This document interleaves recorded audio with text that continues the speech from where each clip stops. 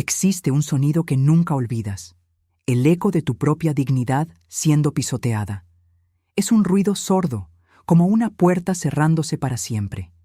Escuché ese sonido una tarde de domingo, en mi propia mesa de comedor, rodeada de mi propia familia. Y quien cerró esa puerta en mis narices fue precisamente la persona que más había tratado de recibir como un hijo. Me llamo Carmen, tengo 68 años, y durante toda mi vida he construido puentes donde otros solo veían abismos. Estuve casada durante 42 años con Antonio, un hombre trabajador que partió hace 5 años, dejándome con una nostalgia infinita y una estabilidad financiera que pocos de nuestra generación lograron alcanzar. Tuvimos una sola hija, Elena, la niña de nuestros ojos, que a los 32 años trajo a casa un yerno, al que recibí con los brazos abiertos, sin imaginar que un día usaría esos mismos brazos para empujarme fuera de mi propia vida. Alejandro apareció en nuestra familia hace 3 años, un joven de 35 años, arquitecto recién graduado, lleno de grandes sueños y bolsillos vacíos. Elena estaba perdidamente enamorada, y yo, viendo la felicidad de mi hija, abrí no solo mi corazón, sino también mi casa y mi cuenta bancaria para ayudar a la joven pareja a comenzar su vida. La primera impresión que tuve de Alejandro fue positiva. Era educado, bien hablado, tenía ese don de persuasión que puede conquistar corazones. En los primeros meses me llamaba Doña Carmen, con un cariño que parecía genuino. Me ayudaba a lavar los platos después de las comidas dominicales y elogiaba mi cocina con un entusiasmo que calentaba el corazón de una viuda solitaria. Cuando anunciaron el compromiso, no dudé en ofrecerles la casa. No cualquier casa, sino la casa de mis sueños, una residencia de 3 dormitorios en el barrio residencial de la ciudad, que Antonio y yo compramos en nuestros últimos años juntos. Era nuestra jubilación materializada en ladrillos y cemento, el fruto de toda una vida de trabajo duro y ahorro. «Mamá», me había dicho Elena, con los ojos brillando, «sería un sueño vivir allí, pero no tenemos dinero para pagar un alquiler de esa cantidad». Sonreí, recordando mi propia juventud, las dificultades que Antonio y yo enfrentamos para construir nuestro patrimonio. «¿Quién habla de alquiler? Van a vivir allí. Es mi regalo de boda». Lo que no dije entonces, y tal vez debería haberlo dicho, es que la escritura permanecería a mi nombre. No por desconfianza, sino por una precaución natural de quien ha vivido lo suficiente para saber que la vida es impredecible. La casa era un préstamo de amor, no una donación incondicional. Los primeros 2 años fueron de luna de miel. Vivían en la casa como si fuera suya, la decoraron con gusto. Hicieron pequeñas reformas que financié sin pensarlo. Alejandro montó una oficina en el cuarto de huéspedes, atendiendo a algunos clientes ocasionales mientras buscaba estabilidad en el mercado. Elena siguió trabajando como profesora, y los domingos en mi pequeña casa se convirtieron en una tradición sagrada.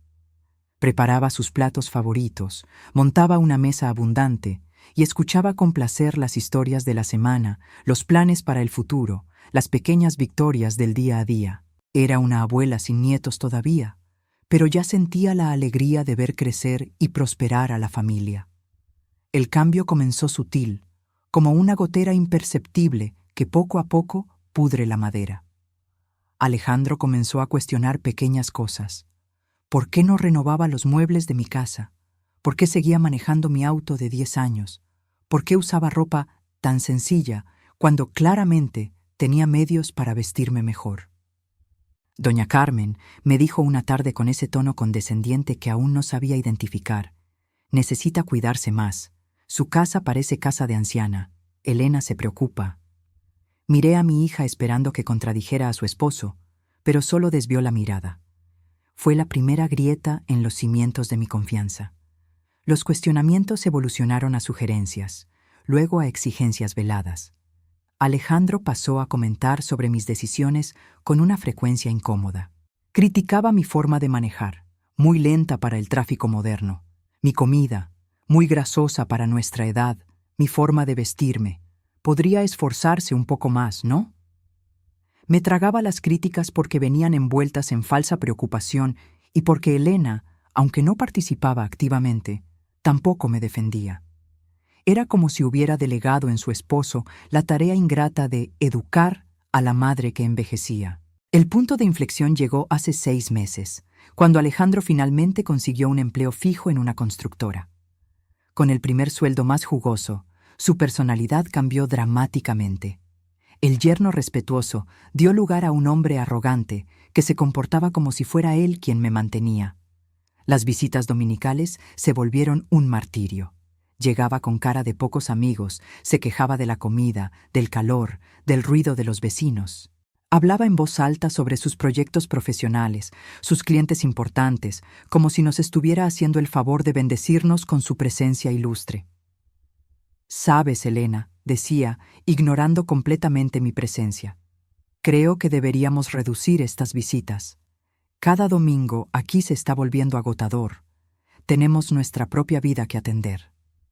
Mi hija, cada vez más sumisa a su esposo, solo asentía con la cabeza. Fue entonces que ocurrió el episodio que cambió todo para siempre. El último domingo de octubre, una tarde calurosa y sofocante. Había preparado una comida especial, fabada asturiana que requería 3 días de preparación para quedar perfecta. Era el plato favorito de Elena desde la infancia, una receta que aprendí de mi madre y que siempre había sido motivo de celebración en nuestra casa. Alejandro llegó irritado. Se quejó del tráfico, del calor, del olor fuerte de la fabada que, según él, estaba muy pesada para un día tan caluroso. Se sentó a la mesa con cara de disgusto, como si estuviera haciendo un sacrificio enorme. Durante la comida, traté de animarlo contándole sobre mi jardín, sobre los nuevos vecinos, pequeñas historias cotidianas que siempre había compartido con ellos. Pero me interrumpió brutalmente. «Carmen», dijo, usando mi nombre por primera vez, sin el respetuoso «doña», ¿no cree que ya es hora de parar con estas conversaciones sin sentido? Venimos aquí por educación, pero francamente, escuchar estas historias de vieja cada domingo se está volviendo insoportable. El silencio cayó sobre la mesa como una cuchilla. Elena bajó la cabeza, avergonzada. Sentí la cara arderme de vergüenza e indignación. «Alejandro», traté de mantener la calma. Solo quería fastidiar», me cortó nuevamente. «¿Sabe cuál es el problema? Usted no tiene vida propia. Se queda ahí en su casita, sin hacer nada útil, esperando que lleguemos para descargar estos temas banales. Es deprimente». Se levantó de la silla, gesticulando como si estuviera dando una conferencia.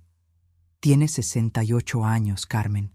Ya debería haber entendido que no es más el centro del universo de nadie. Elena tiene un esposo ahora. Tiene responsabilidades de adulta. Ya no puede perder tiempo escuchando charlas de abuela». Cada palabra era una puñalada. Mi propia hija, a quien cargué en brazos, a quien crié sola después de que Antonio enfermó, permanecía en silencio, permitiendo que este hombre me humillara en mi propia casa. «Y otra cosa», continuó, ahora claramente complaciéndose con su actuación cruel, «tiene que dejar de hacerse la importante.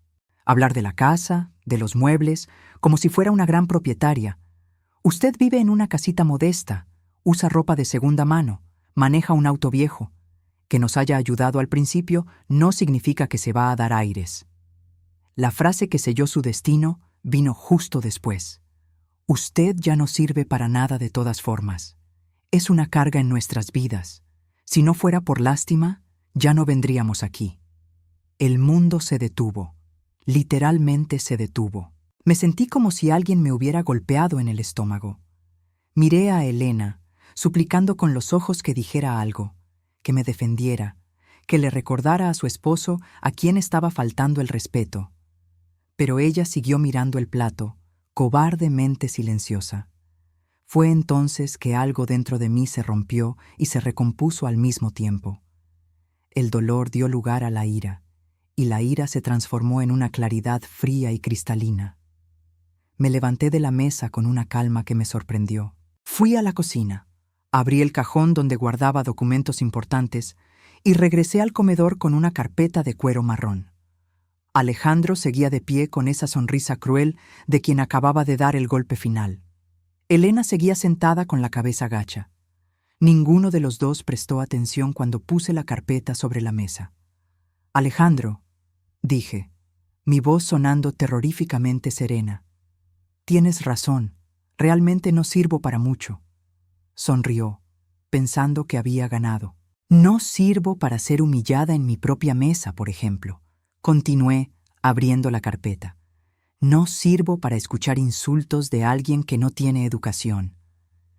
Saqué un documento de la carpeta y lo extendí sobre la mesa, justo frente a él. ¿Y sabes para qué más no sirvo? No sirvo para mantener a quien no me respeta.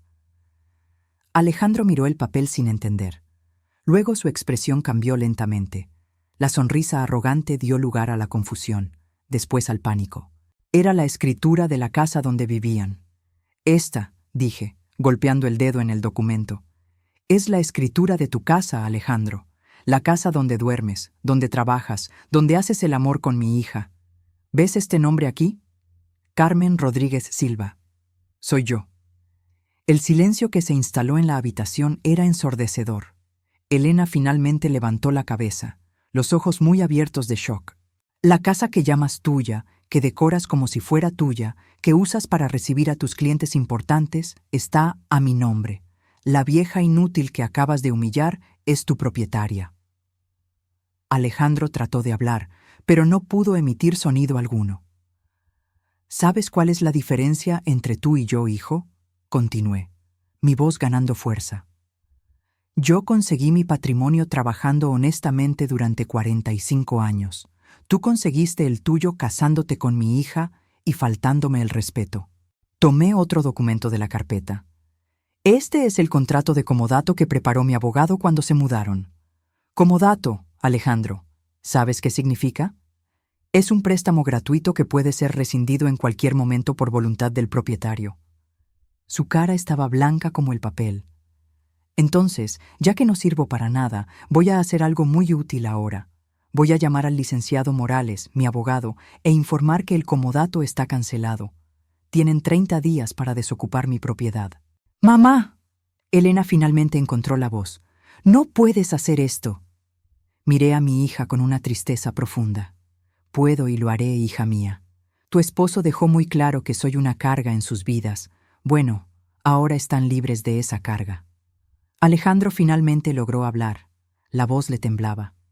«Carmen, yo no quise decir, fue un malentendido». «No hubo ningún malentendido», lo corté fríamente.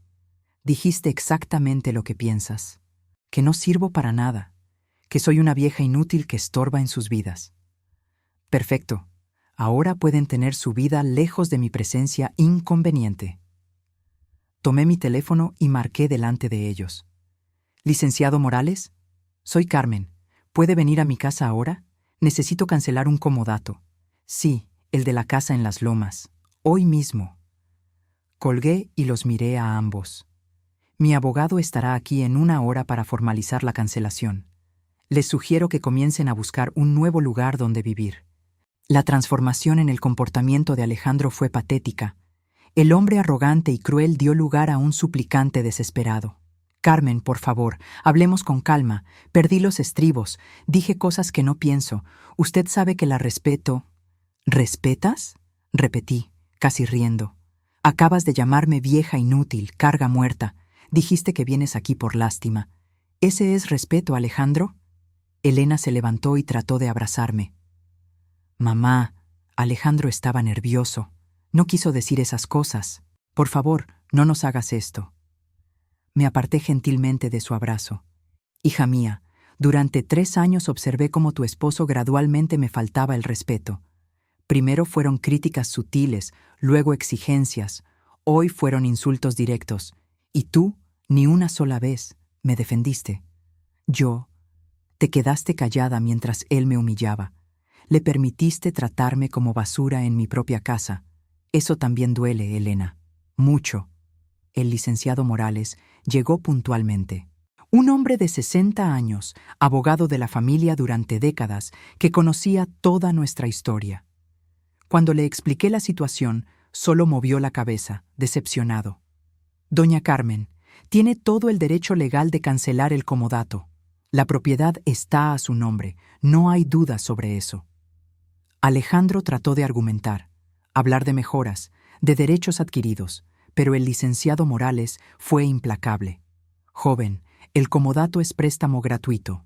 Las mejoras en inmueble prestado no generan derechos al comodatario, especialmente cuando el préstamo es rescindido por justa causa. ¿Justa causa?, preguntó Alejandro. La falta de respeto al propietario configura justa causa para rescisión inmediata del comodato, explicó el abogado. Doña Carmen está siendo generosa al dar 30 días de plazo. Los días que siguieron fueron de un silencio pesado. Alejandro y Elena trataron de buscarme varias veces, pero no los recibí. Cambié la cerradura de mi casa e instalé un portero eléctrico. Mi nueva política era clara: la dignidad no se negocia. Recibí algunos mensajes de Elena, intentos desesperados de revertir la situación. Mamá, por favor, hablemos. Alejandro está arrepentido. Quiere pedirte disculpas personalmente. Pero conocía esa dinámica: la falta de respeto, el arrepentimiento de último momento, el perdón y después todo de nuevo. Una semana después, el licenciado Morales me llamó. Doña Carmen, quieren proponer un acuerdo, ofrecen pagar alquiler por la casa. ¿Cuánto?, pregunté. 3,000 pesos mensuales. Reí amargamente. La casa valía por lo menos 8,000 de alquiler en el mercado. 3,000 por una casa que vale 8, rechace, e informe que de ahora en adelante, si quieren negociar algo, será por el valor de mercado. 2 semanas después, nueva llamada. Ahora ofrecen 5,000, doña Carmen. Todavía poco. Mantenga la negativa.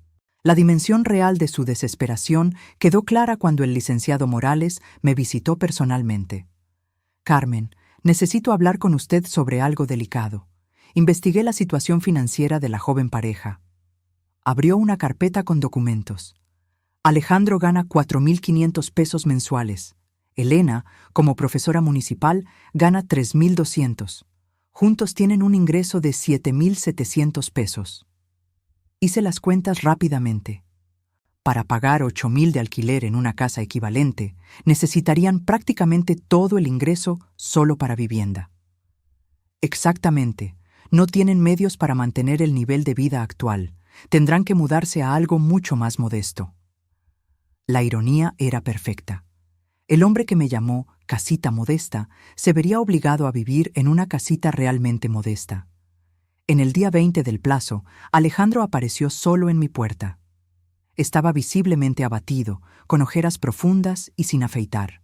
«Carmen», dijo por el portero, «por favor, dame 5 minutos, solo 5 minutos». Contra mi mejor juicio, abrí la puerta. Entró y se arrodilló en mi sala. Literalmente se arrodilló.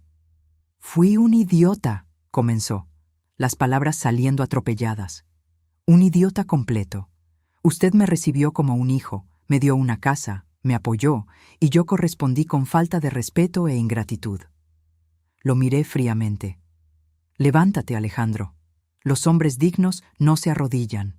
Se levantó, pero siguió con la cabeza baja. Perdí la noción de la realidad. El nuevo empleo, el dinero en el bolsillo, se me subió a la cabeza. Me olvidé de quién era, de dónde venía, de quién me ayudó. «Te olvidaste de respetar a quien te dio refugio», corregí. «Sí», admitió. «La traté como basura y usted no se lo merece. Nadie se lo merece». Hubo un largo silencio. «Elena está destrozada», continuó. «Me culpa por todo. Dice que destruí su familia. Y tiene razón. Mi hija tuvo varias oportunidades de defenderme y eligió quedarse callada», respondí. «Es adulta, tomó sus decisiones». «Tenía miedo de mí», confesó Alejandro sorprendiéndome. Me había vuelto un hombre controlador que no aceptaba contradicción. Cuando trataba de corregirme en privado, yo explotaba. Entonces dejó de intentar. Esta revelación me heló la sangre. Mi hija estaba viviendo con un hombre abusivo. ¿Le pegabas? Nunca puse una mano encima a Elena, dijo rápidamente. Pero usaba el grito, La intimidación. Me volví un tirano, Carmen, y usted fue la primera persona que tuvo el valor de ponerme en mi lugar. Me senté procesando esta información. ¿Qué quieres, Alejandro? Quiero pagar por mis errores, dijo. Encontramos un apartamento pequeño en el centro de la ciudad. Nos mudaremos mañana. Solo vine a pedir una cosa. ¿Qué cosa? No corte relaciones con Elena por mi culpa. Ella necesita a su madre y usted necesita a su hija. Miré a este hombre que me había humillado públicamente 3 semanas atrás. Había algo diferente en él ahora. La arrogancia había dado lugar a la humildad real, no fingida. ¿Cómo sé que esto no es otra actuación? Sacó un sobre del bolsillo. Porque estoy haciendo algo que debería haber hecho hace mucho tiempo. Abrió el sobre y me mostró el contenido. Renuncié al trabajo. Voy a abrir mi propia oficina. Pequeña, humilde, pero honesta. Y lo primero que voy a hacer con el dinero que gane es pagar cada peso que usted gastó en nosotros en estos 3 años. Alejandro, déjeme terminar, me interrumpió. Hice una lista de todo. Las reformas en la casa, los muebles que usted compró, las cuentas que usted pagó cuando estaba desempleado. Son 27,000 pesos. Se me cayó la mandíbula. Voy a pagar todo, con intereses. Puede tomar 2, 3 años, pero voy a pagar. Es la única forma de poder mirarme al espejo nuevamente. En ese momento vi por primera vez al hombre del que se había enamorado mi hija. No el arrogante de los últimos meses, sino alguien que reconoce sus errores y está dispuesto a corregirlos. Acepto tus disculpas, dije finalmente. Pero aceptar disculpas no significa olvidar lo que pasó.